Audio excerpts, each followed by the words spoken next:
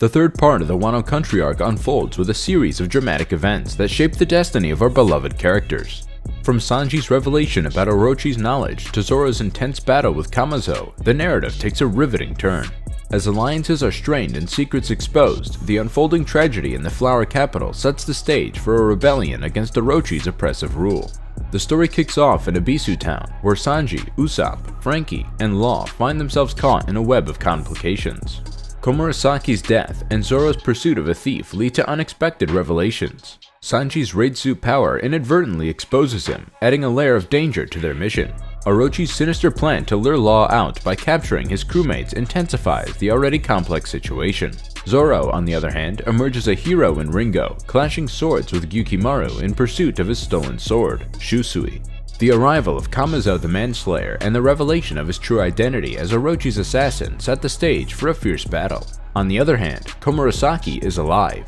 Zoro's encounter with Komurasaki, who turns out to be Momonosuke's sister Hiyori, adds emotional depth to the storyline. The unfolding events hint at the resilience of the alliance against Orochi's forces. Wow, Zoro really shines in Ringo, doesn't he? I mean, going after his stolen sword, clashing swords with Gyukimaru, that's some serious hero stuff. But then, Kamazo the Manslayer shows up, and guess what? He's Orochi's assassin. I can't believe it. And wait, Komurasaki is alive? That's a surprise. And get this, she's actually Momonosuke's sister, Hiyori. Now, that's adding some emotional layers to the whole storyline. Zoro's encounter with her must be something else. The whole thing seems like a buffet of battles and revelations. I wonder how Zoro managed to clash swords and still keep it together with all these surprises. And the alliance against Orochi's forces seems pretty resilient, considering everything that's going on. I'm surprised, it's like a mix of action and emotions. In the Flower Capital, Kinnamon's group faces a setback as Orochi discovers the secret messages. The imprisonment of Kozuki family supporters in Rasetsu Town raises the stakes. Tensions rise within the group as Shinobu blames Law's crewmates for the leak. Tonoyasu's surprising revelation as the former daimyo Shimotsuki Yasui adds a layer of tragedy. His sacrifice and unconventional approach to the secret message demonstrate the depth of his commitment to the cause. The cruelty of Orochi is laid bare as he orders the public crucifixion of Ushimitsu Kozo, later revealed to be Tonoyasu. The broadcast of Yasui's execution becomes a turning point in the arc. Yasui's past connection with Odin and his selfless sacrifice for the Alliance's benefit leave a lasting impact. The citizens of Ebisu Town's peculiar laughter, induced by their defective smiles, adds a touch of tragedy to the overall narrative. The Straw Hats launch a counterattack in the Flower Capital, aiming to save Toko from Orochi's wrath. Zoro and Sanji's intervention showcases their determination to protect the innocent. The chaos that ensues, involving Hawkins, Drake, and Kyoshiro, sets the stage for a larger confrontation. I can't believe Orochi discovered the secret messages. That's a major setback. And the imprisonment of Kozuki family supporters in Rasetsu Town sounds intense. It must really be tough for Kinnamon's group right now. I'm surprised by Tonoyasu's revelation as the former daimyo Shimotsuki Yasui. Sacrificing himself for the cause and his unconventional approach to the secret message shows how committed he was. It's both surprising and tragic. Orochi's cruelty is just unbelievable, ordering the public crucifixion of Ushimitsu Kozo, who turns out to be Tonoyasu. That's so unfair and harsh. Yasui's connection with Odin and his selfless sacrifice for the Alliance is really touching though. And those citizens of Ebisu Town with their peculiar laughter due to defective smiles, that adds another layer of sadness to the story. It's like tragedy upon tragedy. It's great that the Straw Hats are launching a counterattack to save Toko.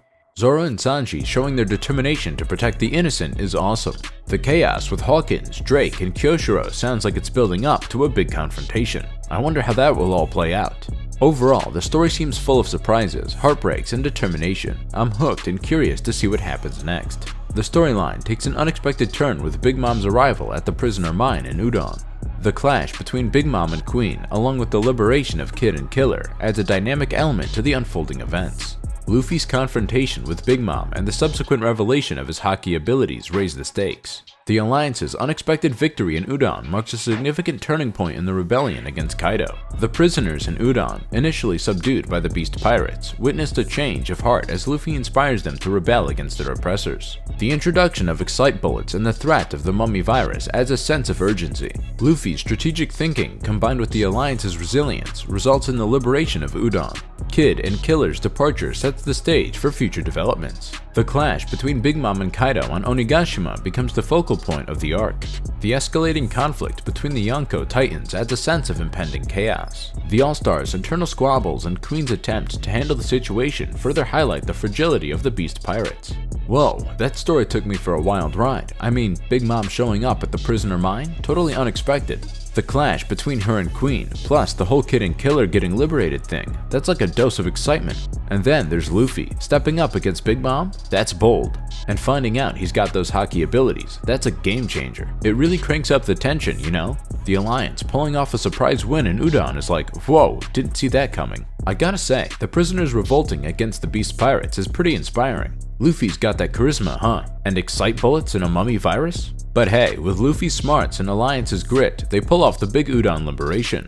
Kid and Killer making their exit just makes me curious about what's coming next. And then, the big showdown between Big Mom and Kaido on Onigashima. That's like the heavyweight championship of chaos. The Yonko Titans going at it, internal fights among the All-Stars, and Queen trying to keep things under control. It's like a powder keg about to explode. Big Mom getting her memory back? Now that's a shocker, keeps you right on the edge of your seat. The story unfolds with Ashura Doji revealing a fleet of old ships in Port Itachi to Kinemon and Inuarashi.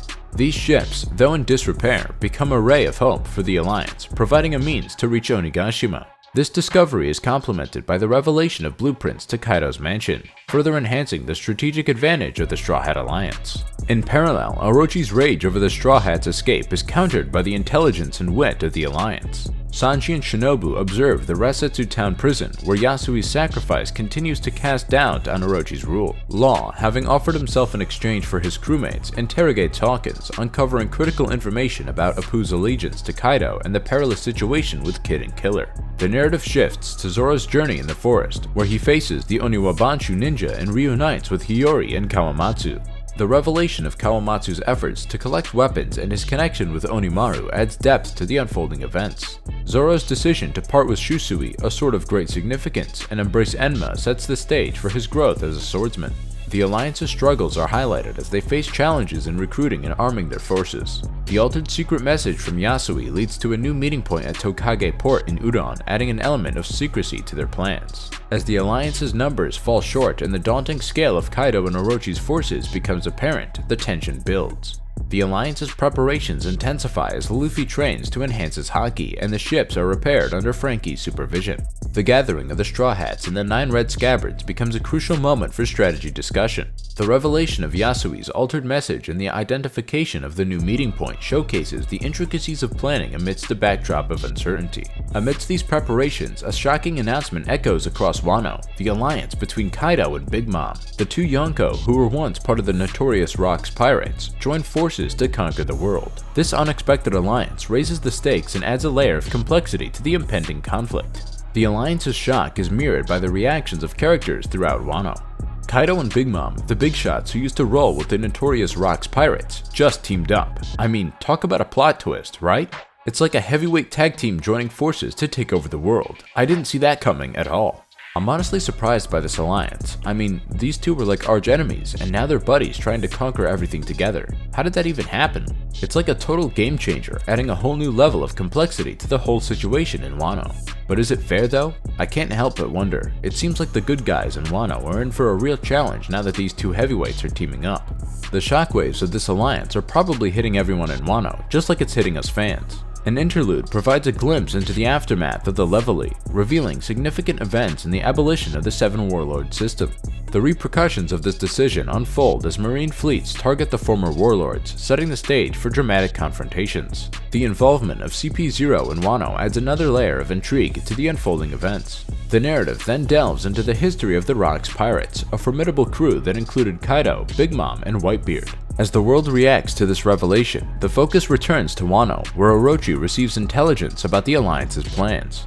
The tension escalates on the eve of the Fire Festival, setting the stage for the imminent clash between the Straw Hat Alliance and the formidable forces of Kaido and Big Mom. CP0 getting involved in Wano adds a twist to the plot. I'm surprised by the complexity of these unfolding events. I mean, who would have thought that there's so much history behind the Rocks Pirates, with legendary figures like Kaido, Big Mom, and Whitebeard involved? The God Valley incident must have been a real game changer. But the alliance between Kaido and Big Mom, surpassing even the bounties of Roger and Whitebeard, now that's something. I'm curious about how this alliance will shake up the whole world and what kind of challenges the Straw Hat Alliance will face in Wano. It sounds like a clash of titans is on the horizon. And what's up with Orochi getting intel about the Alliance's plans in Wano? The tension building up on the eve of the Fire Festival sounds like the perfect setup for an epic showdown. I can't help but feel excited about what's coming next. It's like a suspenseful movie is playing out in the One Piece world. The Wano Country Arc masterfully weaves together complex plot lines, character development, and historical revelations. The Alliance faces challenges, confronts unexpected alliances, and prepares for a war that will undoubtedly shape the fate of Wano and reverberate throughout the One Piece world. The narrative's straightforward, yet impactful style maintains the momentum, keeping fans eagerly anticipating the climactic battles that lie ahead.